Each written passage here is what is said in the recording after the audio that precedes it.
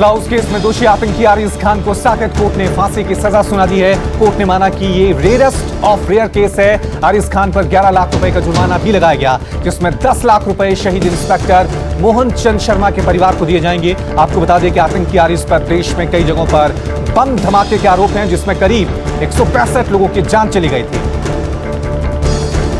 बंगाल के चुनावी दौरे पर गए गृह मंत्री अमित शाह के हेलीकॉप्टर में तकनीकी खराबी आ गई थी, जिसकी वजह से उन्हें अपने झारग्राम का दौरा रद्द करना पड़ा। शाह ने झारग्राम की रैली को वर्चुअली संबोधित किया। शाह ने ममता सरकार पर निशाना साधा, कहा बंगाल में गुंडा राज चल रहा है। मोदी सरकार की योजनाएं जनता तक नहीं पहुंच पा रही है। बंगाल में भ्रष्टाचार के बिना कुछ नहीं होता।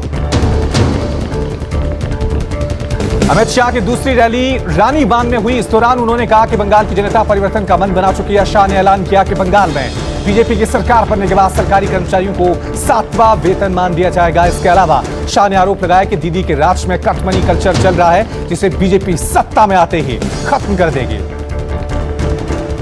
पश्चिम बंगाल में जैसे जैसे वोटिंग की तारीख नजदीक आ रही है, सियासी जंग तेज होने लगी है। पुरुलिया में एक जनसभा को संबोधित करते हुए आज सीएम ममता बनर्जी ने बीजेपी पर करारा हमला बोला। ममता ने 15 लाख का जिक्र करते हुए कहा कि बीजेपी ने कहा था कि वो लोगों को 15 लाख रुपए देंगे, क्या बीजेपी ने पैसे दिए? साथ ही उन्होंने पूछा कि बीजेपी के पास इतने पैसे कहां से आए।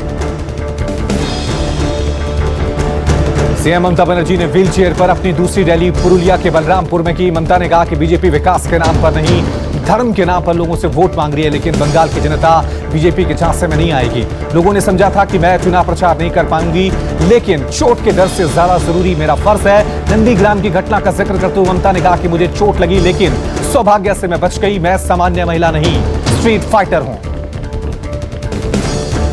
मेघालय के राज्यपाल सत्यपाल मलिक कृषि कानूनों को लेकर आंदोलनकारी किसानों के समर्थन में आ गए। मलिक ने पीएम मोदी और अमित शाह से अपील की किसानों को नाराज न किया जाए। सत्यपाल मलिक ने कहा कि केंद्र सरकार फसलों के न्यूनतम समर्थन मूल्य को कानूनी मान्यता दे तो किसान मान जाएंगे। कोई भी कानून किसान के पक्ष में नहीं है। किसान जिधर भी जाते हैं वहां लाठीचार्ज हो जाता है। सत्यपाल मलिक ने किसानों का पक्ष लेते हुए कहा कि जिस देश के किसान और जवान उनके हित के लिए काम नहीं किए जाएंगे, उस देश को कोई नहीं बचा सकता। किसान आंदोलन पर बोलते हुए रक्षा मंत्री राजनाथ सिंह ने भरोसा दिलाया, एमएसपी बंद करने का कोई सवाल नहीं है। हम सभी किसान परिवार से राजनाथ ने किसानों से अपील करते हुए कहा कि जितनी बार कहेंगे उतनी बार बातचीत होगी। सरकार संशोधन करने को भी तैयार है। कहीं कोई कठिनाई आ रही है तो उसके लिए भी तैयार है। हमारा संकल्प है किसानों की आमदनी दोगुना करना। बीएसपी प्रमुख मायावती ने यूपी विधानसभा चुनाव अकेले लड़ने का ऐलान कर दिया है। मायावती ने यूपी में अपने बलबूते चुनाव जीतने का भी दावा किया। कहा बीएसपी यूपी में किसी पार्टी से गठबंधन नहीं करेगी, हम अपने बूते चुनाव लड़ेंगे और जीतेंगे। मायावती ने एक बार फिर किसानों का समर्थन किया। कहा सरकार किसानों से बिना बात किए कानून लेकर आई है। मायावती ने सरकार से अपील की किसानों की मांग पर कृषि कानून वापस लेना चाहिए। मायावती ने कहा कि हमारी पार्टी संघर्ष कर रही है, किसानों के साथ खड़ी है।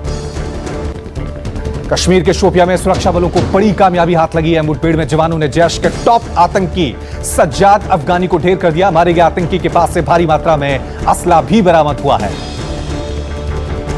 एंटीलिया मामले में गिरफ्तार इंस्पेक्टर सचिन वाजे को मुंबई पुलिस ने सस्पेंड कर दिया है। मामले की जांच कर रही एनआईए ने उस इनोवा कार की भी पहचान कर ली है, जिसमें स्कॉर्पियो में विस्फोटक रखा गया था। बताया जा रहा है कि इस कार की पहचान के साथ ही सचिन वाजे पर एनआईए का शक और गहरा गया। सूत्रों की माने तो एनआईए को संदेह है कि पीपीई किट पहनकर एंटीलिया के सामने स्कॉर्पियो छोड़कर जाने वाला शख्स सचिन वाजे ही था।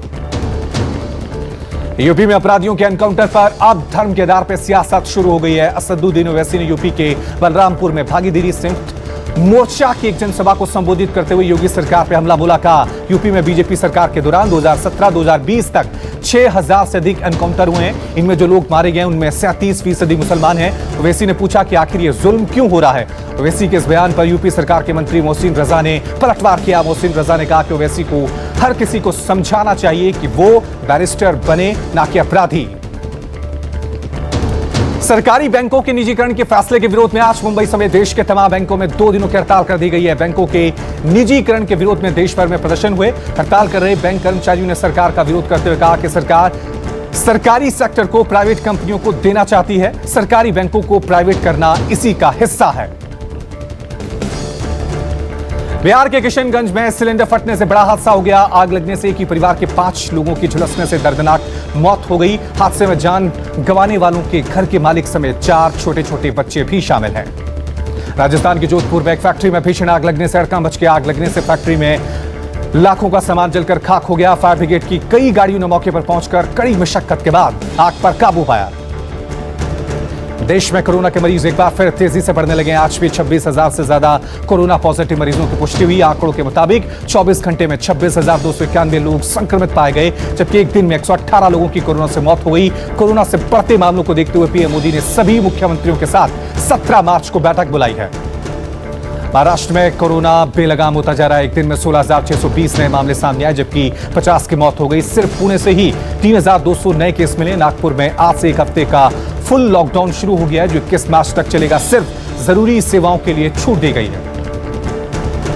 कोरोना के बढ़ते खतरे को देखते हुए पंजाब में स्कूल बंद कर दिए गए हैं। साथ ही बोर्ड की परीक्षाओं को भी टाल दिया गया है। नए तारीखों का ऐलान करते हुए प्रशासन ने जानकारी दी कि अब बोर्ड की परीक्षाएं 20 अप्रैल से होंगी।